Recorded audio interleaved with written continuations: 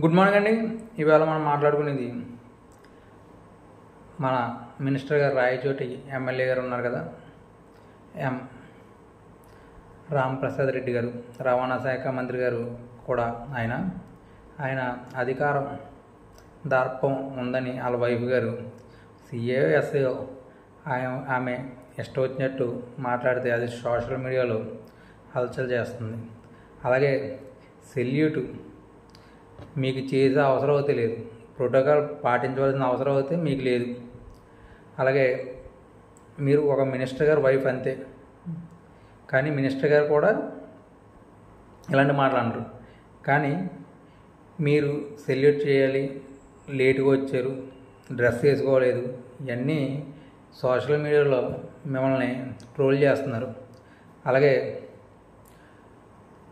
Police officer అయితే వాళ్ళు చూసుకుంటారు, మంత్రి గారు లేదా అక్కడ ఉన్న హెడ్ ఎవరో ఒకరు చూసుకుంటారు, కానీ మీరు అడిగే అంత అవసరం లేదు.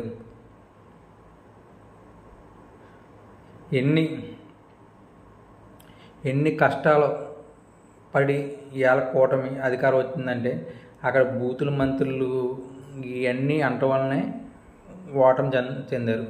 అలాగే చంద్రబాబు నాయుడు గారు కూడా పరదాలో ఇలాంటి ట్రాఫిక్ సిగ్నల్ ఆపేయడం ఇలాంటివి చేయొద్దు అని కూడా ఆయన చెప్పారు.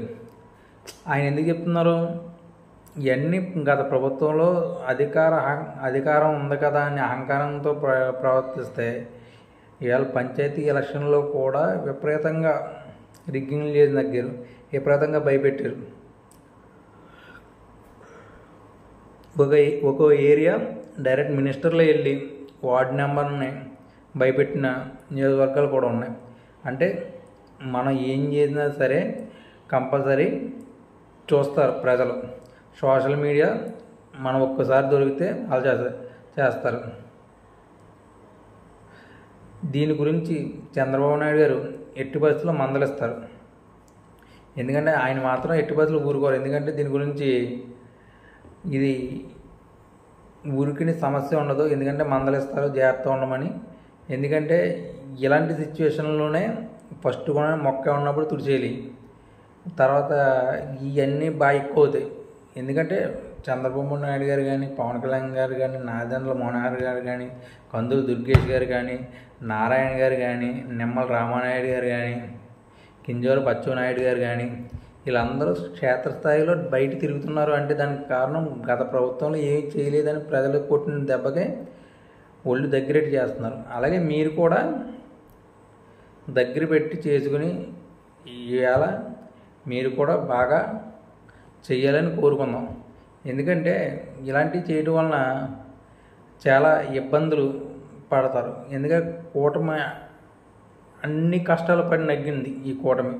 ఈ కూటమి నగ్గింది అంటే ఇది ఏదో చంద్రబాబు నాయుడు గారు, పవన్ కళ్యాణ్ గారు, కార్యకర్తల శ్రమ. విజయవాడ ఆఫీసును బద్దలుకొట్టిన కాడి నుంచి కార్యకర్తల శ్రమ, తర్వాత గన్నవరంలో ఇష్యూస్, ప్రతి నియోజకవర్గంలో టీడీపీ కార్యకర్తలను కొట్టడం, ఇవన్నీ చూసి నగ్గింది. అంతేగాని ఇది ఏదో వచ్చేసింది మన ఇష్టం వచ్చినట్టు నద్దాం.